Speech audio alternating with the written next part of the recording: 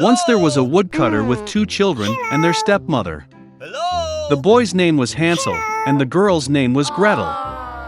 They lived so poorly that sometimes there was not even anything to eat. And then one evening he lay in bed, pondering how to feed the children further. His wife advised him to have children in the forest, light a fire, give a piece of bread each and leave them there, not all four of them die of hunger. But the woodcutter did not agree. And until then, his wife persuaded him that he finally agreed. And the children, because of hunger, also could not sleep and heard everything that their stepmother said to their father. And when the parents fell asleep, Hansel secretly rushed out of the house. The moon was shining brightly, and the white stones glittered like coins. Hansel pocketed as many of them as he could fit. Then he returned home and the children went to bed. In the morning, the stepmother came to the children, gave each of them a piece of bread, and they all went to the forest together. On the way, Hansel threw out white stones one by one. When they arrived at the clearing, my father began to light a fire. He ordered the children to sit near the fire and make sure that it didn't go out, while they and their stepmother would go for more firewood. They sat, tired, and fell fast asleep. When the children woke up, it was a dark night all around. And when a full month had risen in the sky, Hansel took his sister by the hand and went, looking for the way through the pebbles, which glittered like new coins, and showed them the way. They walked all night long, and at dawn they came to their father's house. Some time passed, and the children again heard how the stepmother one night began to beg their father to get rid of the children. He refused, but his wife did not want to listen to him. She cursed and expressed all sorts of reproaches to him. When the parents fell asleep, Hansel, like the last time, wanted to collect stones, but the stepmother locked the door and the boy could not leave the house. Early in the morning, the children were given a piece of bread each, even less than the previous time. On the way to the forest, Hansel shredded his piece in his pocket and threw the crumbs on the ground. The stepmother took them even further into the forest. Again a big fire was lit, and the father ordered the children to watch the fire while they and their stepmother chopped some more wood. When lunchtime came, Gretel shared her piece of bread with Hansel. And they fell asleep. We woke up when the dark night fell. And then a month came up, and they got together on their way, but they could not find a single crumbs, because thousands of birds fluttering in the forest had long been eating those crumbs. So the children walked for a very long time, but they could not get out of the forest. Suddenly, the road led them to the hut. Coming closer, the children saw that the house was all built of bread and biscuits, and the windows were made of pure sugar. Hansel reached up and broke off a piece of the roof, while Gretel went to the window and began gnawing at its windows. And then the door in the hut opened wide, and the old woman came out, leaning on a crutch. Hansel and Gretel were so scared that they even dropped their tidbits from their hands. And the old woman was kind and invited them to her hut. There was already abundant food on the table: milk, cookies, apples, and nuts. After dinner, the old woman made 2 clean beds for the children, and Hansel and her sister thought they were in heaven. But the old woman only pretended to be affectionate, but in fact she was an evil witch, who built her bread hut for this purpose in order to lure children. Early in the morning, while the children were sleeping, she took Hansel and put him in a small cage. And she ordered her sister to do everything that the wicked witch demanded of her. The old woman decided to fatten the boy in order to eat him later. So Gretel began to cook the most delicious food for Hansel, and she herself got nothing but leftovers. Some time passed, and the boy did not get fat.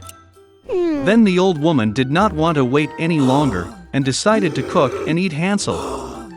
She ordered Gretel to light the stove and apply water. When the stove warmed up, the old woman ordered her to climb into the stove and see if it was hot enough. So she wanted to push the girl into the fire and bake her.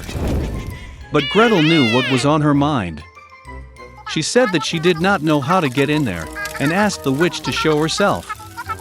The old woman got angry and climbed into the oven. Then Gretel pushed her and slammed the shutter behind the witch. Wow, how terribly the old woman hauled them!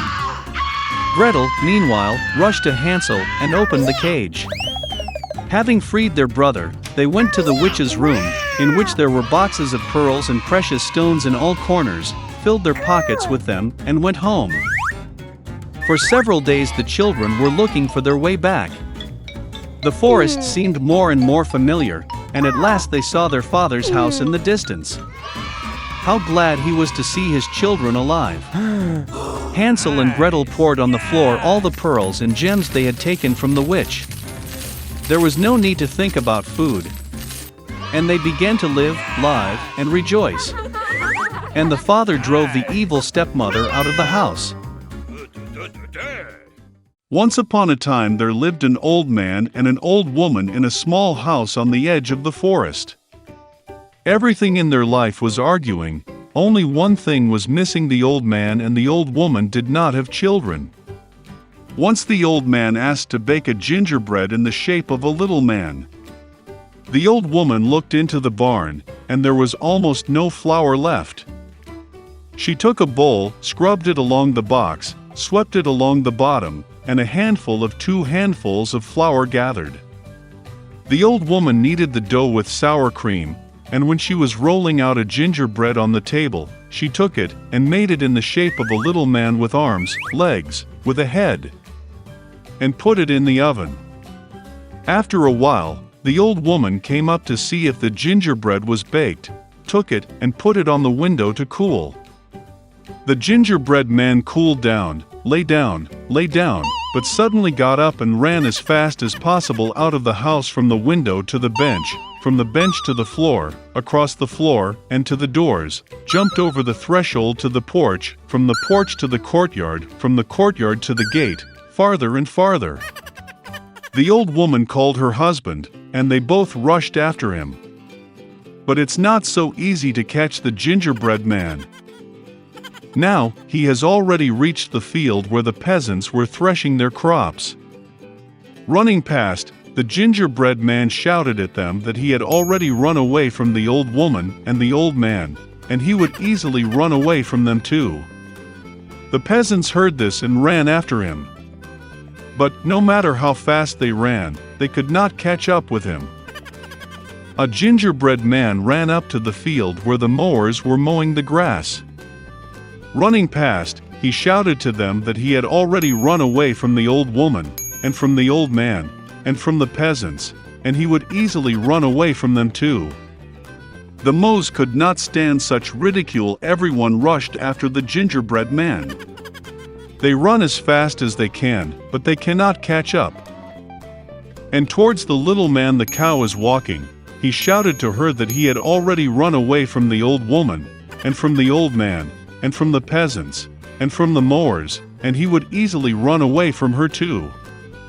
The cow got angry, and also rushed after the gingerbread man. Only he cannot catch up. And to meet him a pig.